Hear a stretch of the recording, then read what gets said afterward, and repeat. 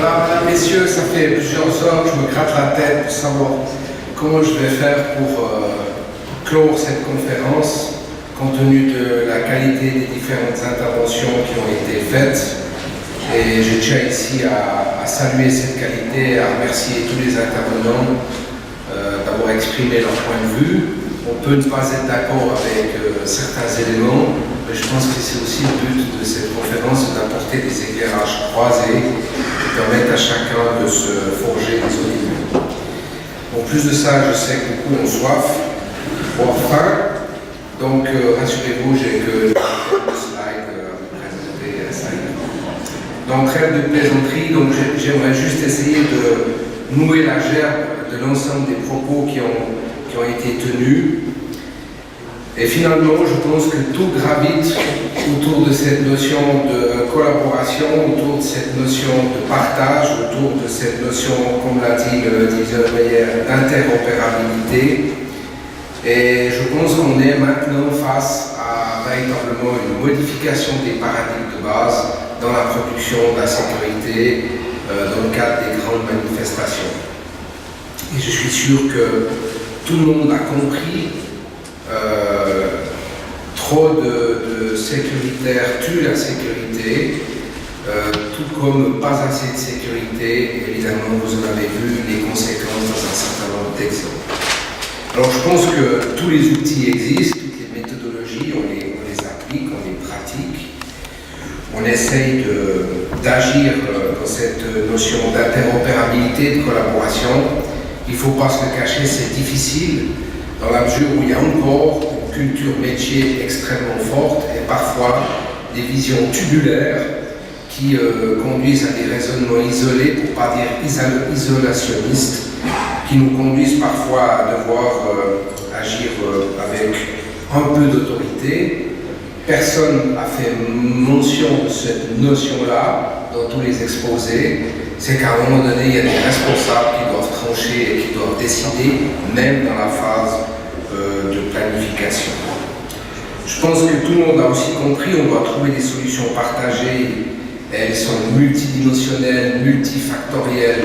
Elles peuvent être produites par un ensemble de prestataires qui dépassent largement la notion même de ceux qui sont en charge de la production de la sécurité, et qu'on doit absolument chercher à mitiger le risque à chaque fois que ceci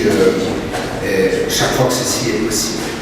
Et puis je pense que tout le monde a compris aussi qu'on ne gère pas de la même manière, peut-être avec les mêmes processus, avec la même doctrine, mais pas de la même manière. Le WEF, les manifestations des Gilets jaunes, la fête des vignerons, le Montreux Jazz Festival, le Paléo, toutes ces manifestations recèlent de particularismes qu'il faut prendre en compte et qui nécessitent à chaque fois une très grande sensibilité.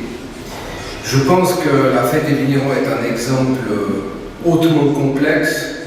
Et là, on peut dire qui peut le plus, peut le moins, parce que la fête des vignerons se déroulant tous les 25 ans, il faut réinventer le dispositif tous les 25 ans. La fête des vignerons se déroule dans un environnement extrêmement urbanisé et sensible, qui implique évidemment que les trois acteurs clés, que sont l'organisateur qui porte la responsabilité, mais qui évidemment ne peut pas le faire seul, la ville qui assume la responsabilité politique pour ses habitants, son patrimoine, son tissu économique et social, et enfin le canton qui doit lui évidemment s'assurer de la vue d'ensemble, que le renseignement est fiable, on l'a vu, le renseignement est d'une importance clé, que la coordination soit assurée, que l'égalité de traitement des différents partenaires soit respectée, que l'effet de surprise potentiel soit limité à son plus simple expression, et puis surtout, mesdames et messieurs, que la conduite intégrée soit garantie dans tous les scénarios possibles, avec une capacité à durer quasiment pendant 4 semaines, 24 heures sur 24. Donc c'est vraiment une particularité de la fête des vignerons qui constitue quand même la plus grande manifestation du pays cette année. Et je pense d'une autre complexité que la fête fédérale de lutte. Et puis j'aimerais aussi dire que dans cette région, il y a une particularité, évidemment, qui est l'existence de l'association Sécurité Riviera, qui est une couche d'autorité intermédiaire avec laquelle nous devons travailler, c'est un partenaire essentiel, parce que l'association Sécurité Riviera doit continuer à produire le socle sécuritaire de base en dehors du périmètre de la manifestation, parce que oui, mesdames et messieurs, pendant le mois de juillet et août, il y aura des gens qui feront autre chose que d'être à la fête des Vignerons, et il y aura encore des besoins sécuritaires.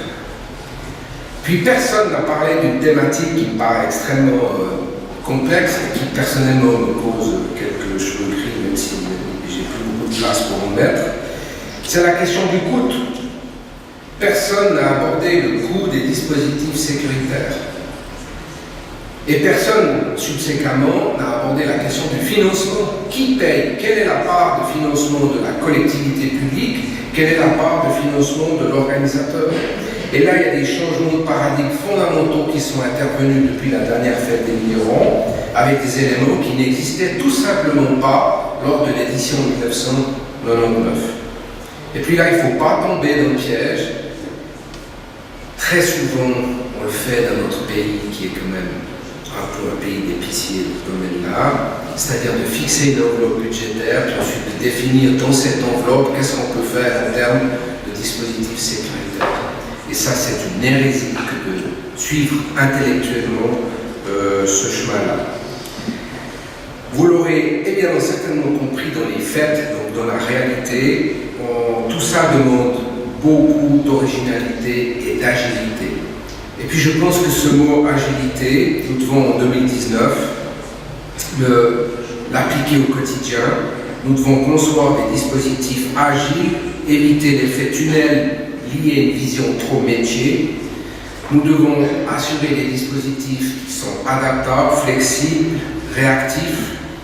Et je pense que cette notion d'adaptabilité, de flexibilité, de réactivité vont devenir les trois piliers de la pensée sécuritaire pour les 15 à 20 prochaines années.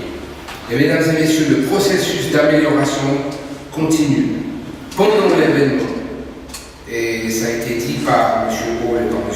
Vio, doit impérativement s'intégrer à tous les niveaux, qu'il s'agisse du côté de l'organisateur ou du côté des autorités, de façon à pouvoir évidemment répondre à des besoins spécifiques et complexes qui vont évoluer dans le courant de la manifestation, de par la fatigue, de par l'usure du système, entre autres. Et puis cette culture collaborative, je pense que tout le monde aura retenu ce mot-là aujourd'hui, doit être privilégiée à la culture du métier, favorisant par là même le développement de potentiel de collaboration. Et évidemment que dans ce sens, cette notion d'agilité implique qu'on ait une confiance totale dans l'autre, dans le partenaire. Et c'est ce à quoi nous nous attelons dans ce canton depuis plus de 10 ans, c'est d'amener l'ensemble des partenaires dans une zone commune, avec une pensée commune, avec une terminologie commune, avec une manière d'agir aussi intégrée que possible. Et c'est en tout cas dans ce sens qu'on travaille maintenant depuis 2 ans à la mise en place du dispositif sécurité pour la fête des Vignerons 19, qu'on veut ce dispositif agile, souple et mobile. Et nous tenterons de collaborer dans toute la dimension du dispositif avec toute notre énergie dans cette direction-là. Je voudrais ici remercier évidemment celles et ceux qui ont fait que cette journée est possible, entre autres Mme Bonamy qui a beaucoup travaillé, M. Vio qui nous a considérablement soutenus et appuyés, ainsi que tous les collaborateurs du service, la ville de Vevey pour son soutien et la mise à disposition d'un certain nombre d'éléments tels que la décoration florale, c'est pas la moindre des choses, le Conseil d'État, bien entendu, Madame la chef du département particulier, finalement pour un soutien indéfectible à une cause qui nous est chère et qui figure sur le flyer de cette conférence, c'est cette notion de vision partagée des risques. Il ne faut pas oublier que ce n'est pas une fois que la foudre a claqué qu'il faut se boucher les oreilles. Voilà, cette conférence est terminée. Je vous invite à passer à la partie probablement en tout cas la plus agréable, qui est l'apéritif dînatoire. Je vous remercie encore de votre présence aujourd'hui. Je vous souhaite un bon retour chez vous.